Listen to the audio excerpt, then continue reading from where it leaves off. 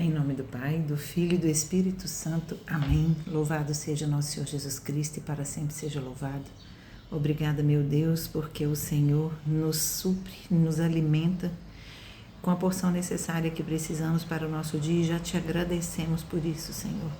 Te peço pela vida de cada pessoa que está aqui ouvindo este momento de dedicação a Ti, Senhor, e que seja inspiração para que cada um também possa fazer a sua parte e, a partir dela, a sua evangelização. Bom dia, meu irmão, minha irmã, que alegria estarmos hoje meditando mais uma vez as leituras da Igreja Católica. A primeira leitura está no livro de Josué 3, capítulo 3, do versículo do 7 ao 10 e do 11 ao... Josué 3, 7, 10, 11 e de 13 a 17. Salmo 113, entre parênteses 114, e o Evangelho está em Mateus 18, 21 até o 19, 1. E a igreja hoje nos traz um combinado de leituras muito inspiradora, e eu te convido a fazer a experiência da leitura orante, que é quando a gente lê e faz uma meditação sobre a palavra e pensa o que aquilo tem a ver com a minha vida, com a vida do meu irmão, que eu possa contribuir, né? E o Espírito Santo já nos toca, nos dizendo uma palavra muito importante para hoje e para levarmos para a nossa vida. O perdão nos liberta. O Espírito Santo fala hoje para mim e eu espero que também toque o seu coração, que fale também para você, que o perdão nos liberta. E olha que assim Deus nos provoca em desafios profundos, porque Ele vai nos falar de liberdade, mas vai falar também de perdão e consequentemente de amor. A primeira leitura vai nos dizer da passagem de quando, então, nós meditamos, né, que Moisés morreu e Josué ia continuar a condução do povo conforme a vontade de Deus, que já estava às portas da terra prometida. Já peço perdão pelo barulho. Então, a primeira leitura vai falar já da condução de Josué, do povo, a caminho da terra prometida. E olha só que nessa passagem vai nos falar que Deus fala para Josué que ele vai atravessar o Rio Jordão com a Arca da Aliança e todo o povo a pé enxuto. Nós já vimos uma história parecida, não é? Quando Moisés liberta o povo do Egito, né? E nessa travessia tem ali o Mar Vermelho, que na verdade é um lago, né? E Deus manda que as águas se abram, se separem para que o povo passe. Então é uma passagem pela água. Vamos pensar que hoje nós temos um batismo. A passagem pela água do batismo nos liberta. E então temos essa primeira passagem com Moisés para poder iniciar a travessia do deserto.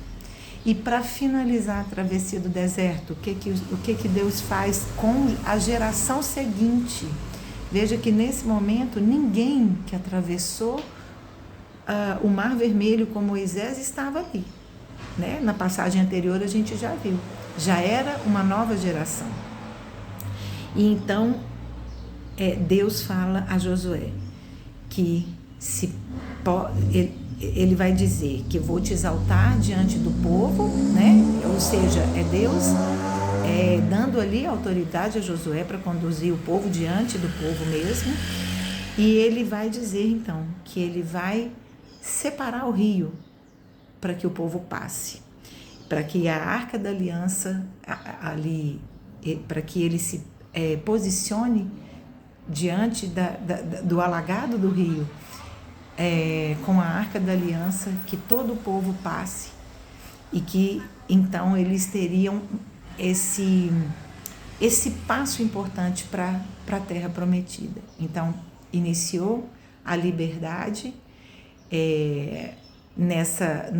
no deserto, começando a travessia do deserto, e finaliza também com a passagem pelas águas diante dessa nova geração, para que eles também experimentassem passar pelas águas e experimentar uma liberdade que estava alcançando a Terra Prometida.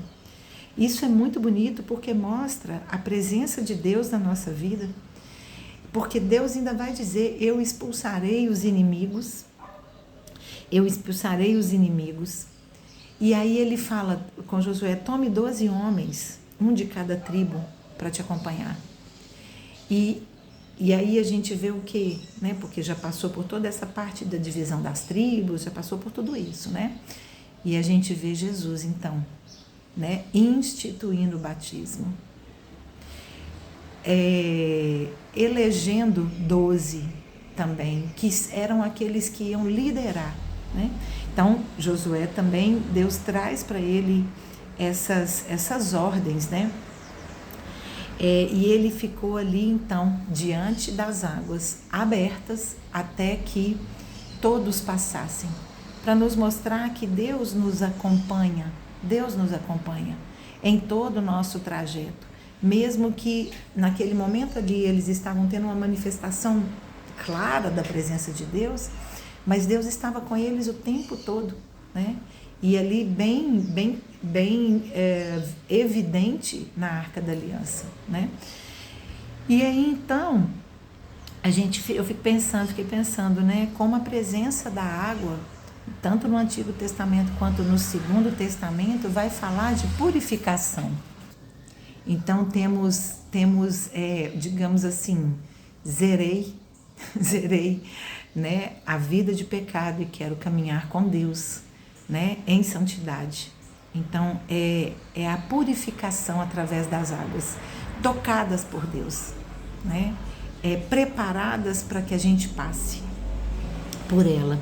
O Salmo ele vai falar da saída do Egito ainda, né, que Deus então muda o mar, nos lembrando então, se a primeira leitura vai falar da segunda passagem pelas águas, o Evangelho vai nos lembrar a primeira passagem pelas águas, né? Lembrando da saída do Egito, né? Que Deus mudou o mar, Deus modificou montanha, né?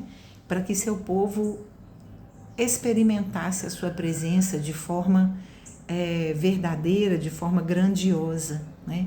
Então, tanto a primeira leitura quanto o Salmo vai nos falar de liberdade. E olha que bonito, né? Estamos aqui falando em liberdade, é bonito, é inspirador. Aí vem Jesus no Evangelho. E aí Pedro pergunta: quantas vezes devo perdoar? E aí Jesus fala: 70 vezes 7. Era uma fórmula de dizer, porque o 7 é um número perfeito, então é o 7 elevado, né? E é um modo de dizer que devemos perdoar infinitamente. Infinitamente. A perfeição, o perdão, ele está vinculado à perfeição, ao número da perfeição. E aí, então, ele vai nos falar, né?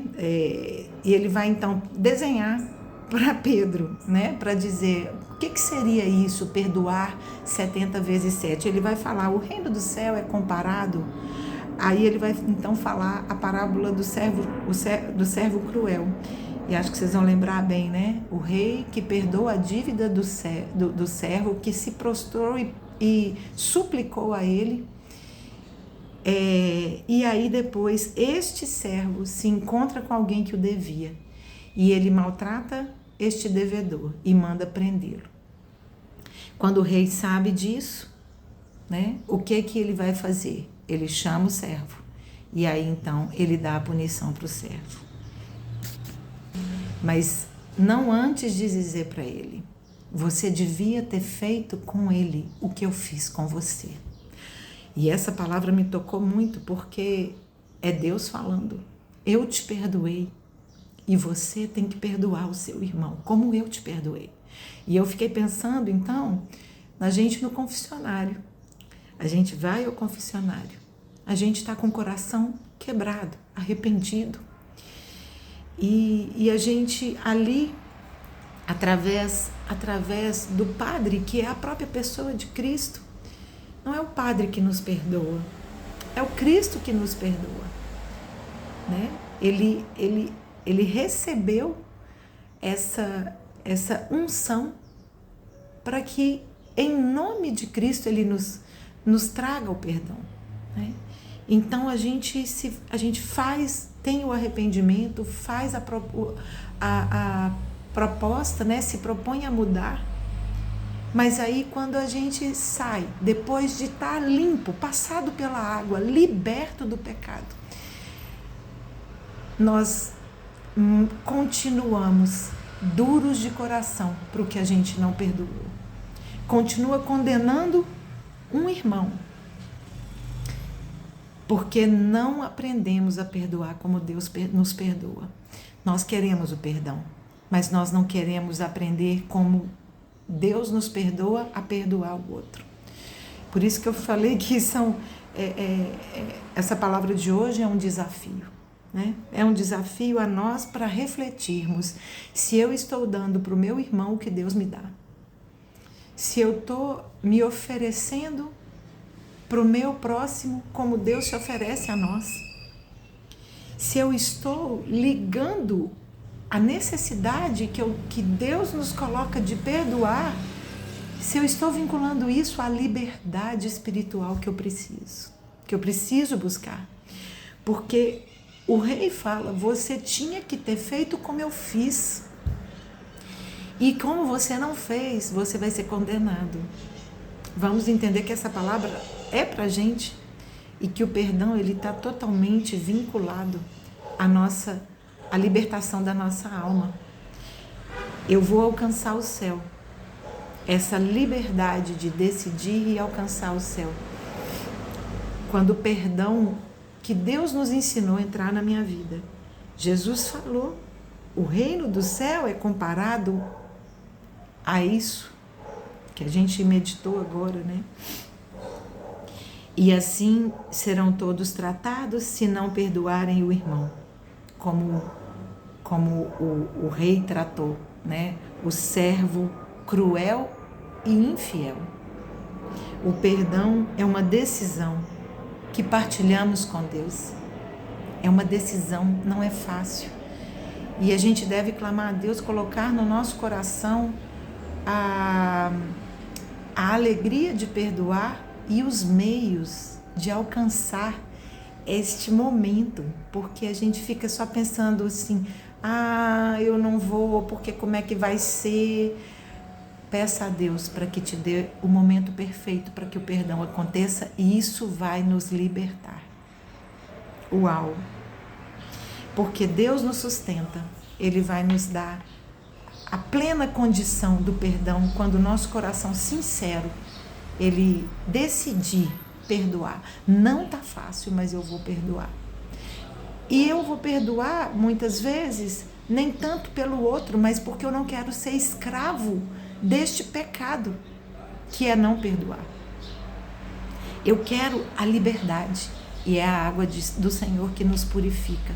Olha, se Deus nos perdoou antes mesmo de pecarmos, como Jesus nos disse, eu não posso perdoar o meu irmão? É o modelo da inspiração, né? É o modelo de Deus na nossa vida, é essa inspiração. Por isso é que o perdão liberta. O perdão, ele abre nosso coração para o amor e ele nos liberta por causa disso. Em muitas áreas da nossa vida, desculpa o barulho, e muitas coisas na nossa vida, muitas vezes, ainda não alcançamos a alegria do amor de Deus, porque o perdão está fazendo raiz profunda e dura no nosso coração. E a arrogância não nos deixa sermos humildes, porque pedir perdão é experimentar a humildade de Jesus. E olha, eu nunca vi uma manhã com tanta interferência. Falar desta verdade, do que há entre a liberdade, o perdão, o amor, é realmente o ruído do mundo, né? Que Satanás coloca na nossa vida. Olha, mais barulho de caminhão, cada hora é caminhão, é avião. Satanás põe o ruído no mundo para que a gente não escute a suavidade da voz de Deus. Louvado seja nosso Senhor Jesus Cristo e para sempre seja louvado. E que o perdão possa nos libertar verdadeiramente. Glória a Deus. Em nome do Pai, do Filho e do Espírito Santo. Amém. Nossa Senhora de Lourdes, rogai por nós.